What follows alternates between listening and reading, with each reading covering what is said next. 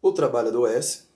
Essa é uma premissa mais que verdadeira, comprovada pela psicodinâmica do trabalho.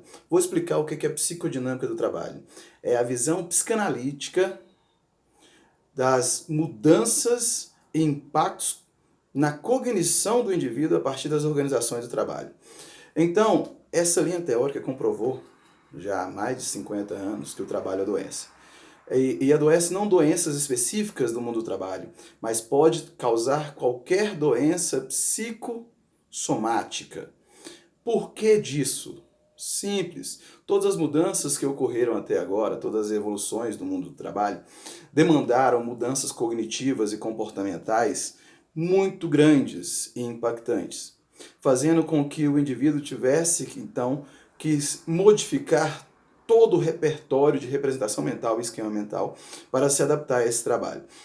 Então, nas perícias trabalhistas, juízes, promotores querem saber: essa empresa é responsável por esse dano psicológico causado nesse trabalhador? Eu posso afirmar que em 70% das perícias trabalhistas, por questões psicossomáticas, são verdadeiras. As empresas causam danos psicológicos, psicossomáticos mais especificamente. E como que isso ocorre? Simples.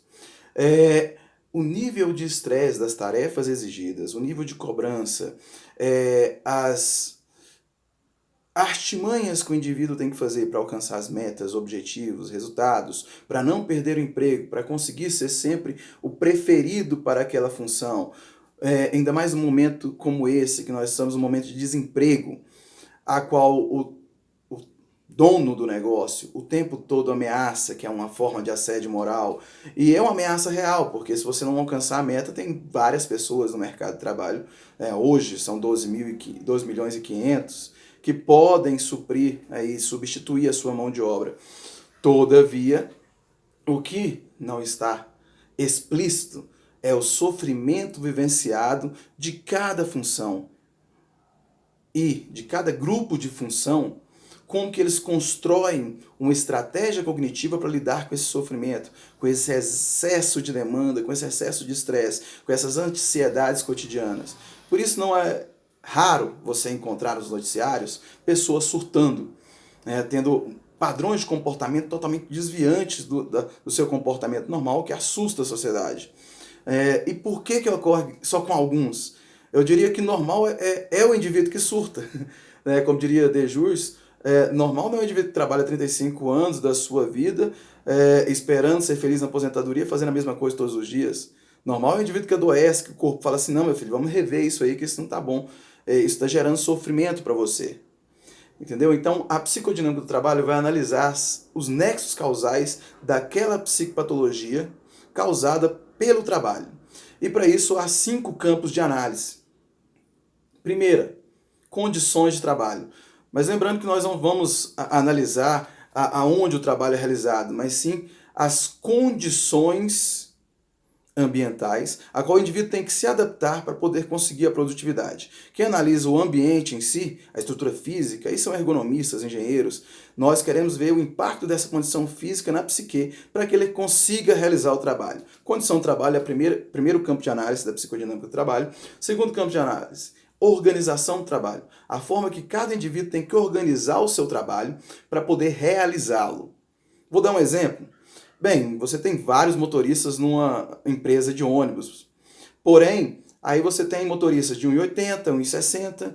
Como que aquele de 1,60 vai adequar, vai organizar o seu trabalho para poder produzir tão bem quanto o de 1,80? Como que é a organização do trabalho dele? As condições de trabalho dele é a mesma. Mas qual que é a organização? Qual que é o traquejo físico, mental, psicomotor que ele tem que adaptar? Um exemplo, dentre vários outros que eu poderia dar. Então, condições de trabalho, organização de trabalho e relações de trabalho.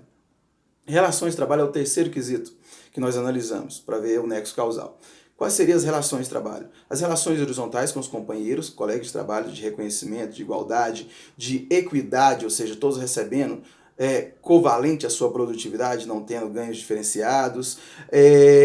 As relações com hierarquia superior, com subalterno, se tiver. Nós avaliamos então as relações de trabalho em 360 graus, mas para ver qual que é a percepção e a vivência desse indivíduo, dessas relações de trabalho. Quarto campo de análise da psicodinâmica do trabalho, então, vai ser a estratégia cognitiva para enfrentamento do sofrimento vivenciado no trabalho. E o quinto vai ser mobilização coletiva, forma que aqueles trabalhadores, aquele conjunto de trabalhadores daquela função, unem-se para criar formas de lidar com o sofrimento vivenciado no trabalho, com a carga de ansiedade, com os perigos implícitos. Vou dar um exemplo dos perigos implícitos e como que a mobilização coletiva funciona. Na construção civil, na construção de prédios, por exemplo, os trabalhadores enfrentam cotidianamente o risco de acidente, de quedas. E uma forma deles lidar com isso é eles inconscientemente criarem jogos, desafios ligados à masculinidade, de enfrentamento do seu medo e de risco que a profissão exerce. E lembrando que toda essa mobilização ela se dá de forma inconsciente, o trabalhador não percebe.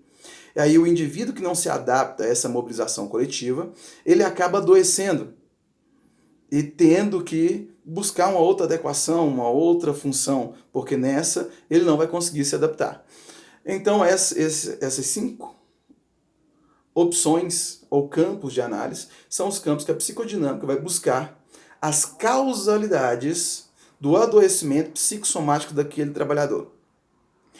Lembrando que a causa e efeito não consegue ser direta, porque a maior parte dos entraves, dos complicadores dos esquemas mentais que o indivíduo está usando para se adaptar a esse ambiente de trabalho adverso, se dá de forma inconsciente. Então precisa ser desvendado. Então a psicodinâmica do trabalho hoje é a linha teórica que responde às demandas do nexo causal, de como a psicopatologia foi criada dentro do ambiente de trabalho. Então informo para você e peço para que você se informe sobre, pois o trabalho está adoecendo muitas pessoas e adoecendo de modo crônico, que a pessoa perde a sua capacidade laborativa, não conseguindo mais voltar para aquela função, impactando em todas as esferas da sua vida, pessoal, familiar, de lazer e profissional. Então, fica o meu alerta, pesquise, busque, não aceite o adoecimento pelo adoecimento, ou seja, não, todo mundo está tendo depressão, é o mal do século, não. Tá bom? O trabalho está adoecendo e está levando à depressão, tal como várias outras instituições da sociedade.